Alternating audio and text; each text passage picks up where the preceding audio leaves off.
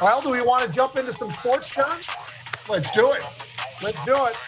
The first one I wanted to hit for you, John, because I think it's always interesting in the last couple of years now that we've had the portal, has been the chaos that begins, and it starts, well, it even happens, believe it or not, John, it even happens during the season. Some of the guys will just say, hey, look, I'm out. They're giving me no time. I want to move to somewhere else. I want to play football, right? And that is the new free agency at the college level. You jump into the portal. But just this weekend, in a 2-day snap, 50 guys jumped into the portal, some of which were 4- and 5-star recruits, John, that just weren't seeing the field, and they were pretty frustrated. They wanted to get out there. One of them was a cornerback out there for Georgia. There was another one out there who was a LSU quarterback.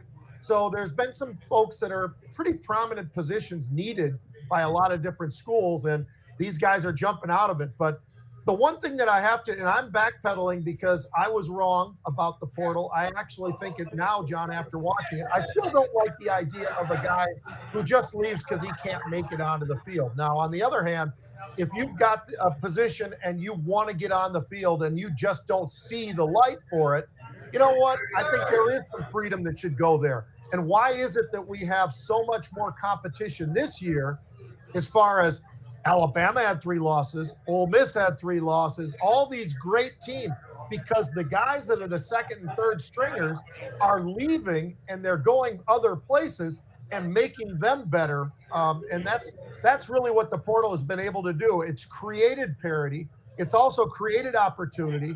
Yes, I know it makes it a lot more difficult on the coaches and all the recruiting and everything else. And then, of course, you've got NIL on top of all that. But I think that the reality is, John, the portal has actually served the purpose of doing something very, very good for a lot of these players. It's giving them the opportunity to not have to sit there for 3 and 4 years and never get on the field. Now there's that opportunity to get out there and play the game that you want to play, right?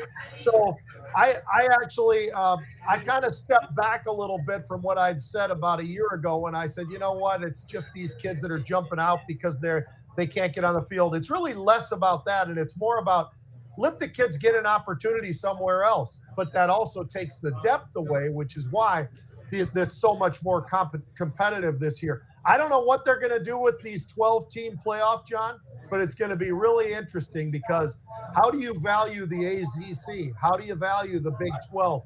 I mean, we all know about the Big 10 and the SEC. They're going to get what they want.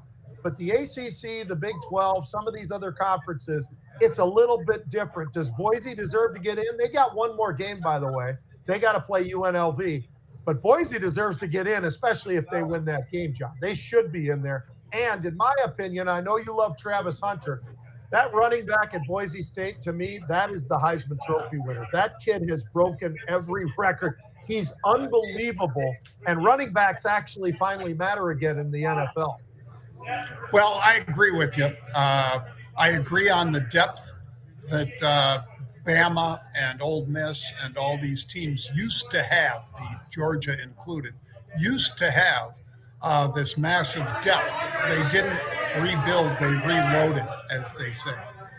But in this case, I think that running back that you're talking about from Boise State is a phenom.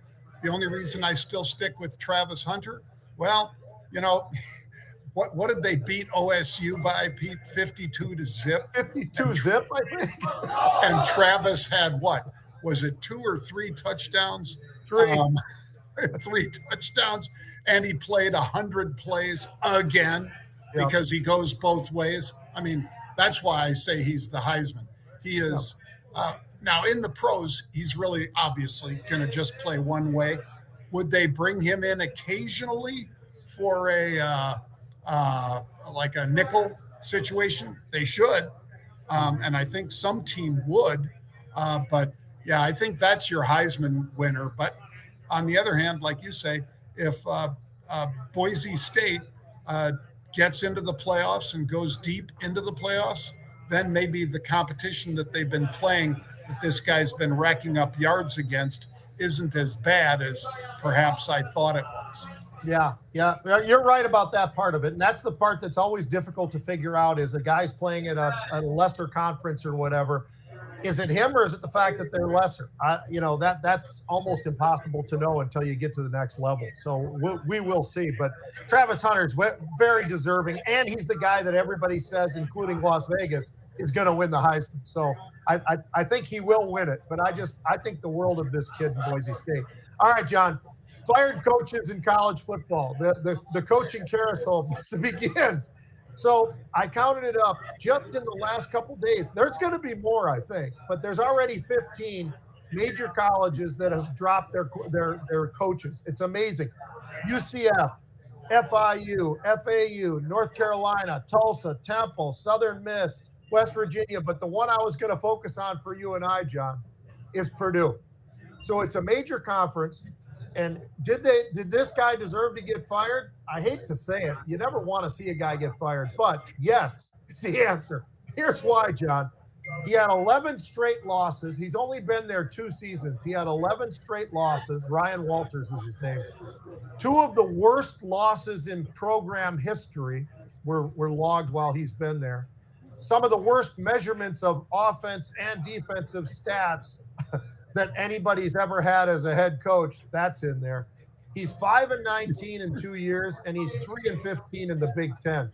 I mean, holy smokes, this poor guy just could not get it done. And I'll tell you, people might not know this, but Purdue can be a school that actually gets out there and they get somewhere into the middle pack a lot of the time in the Big Ten.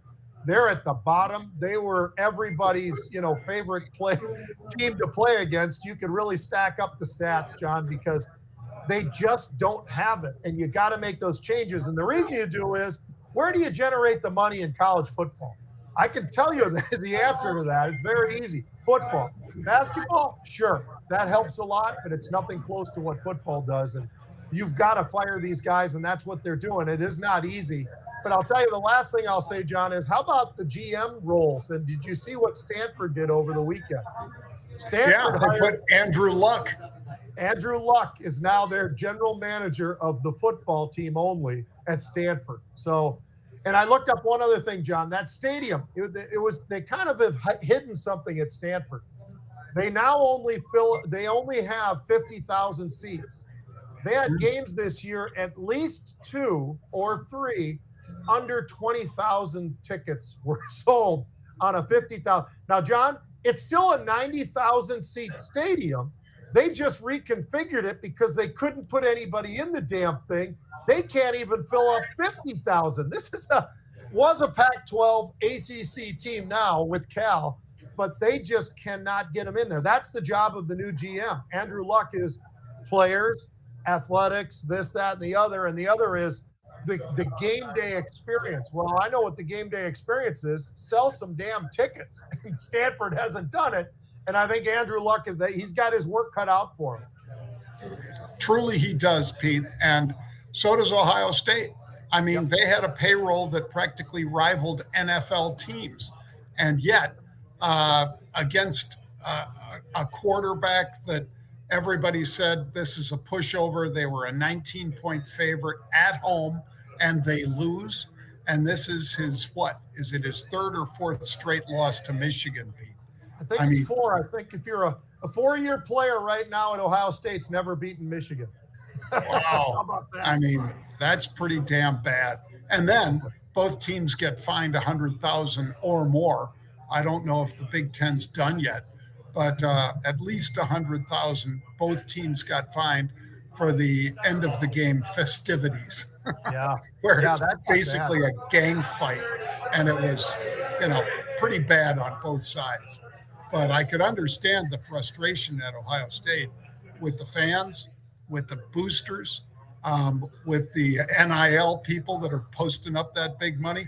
They didn't look like a team that needed to have a $22 million payroll to lay an egg like that in their home stadium against their biggest rival. So I'm going to be surprised if Ryan Day's name isn't on that list, Pete, of people that get pushed out the door.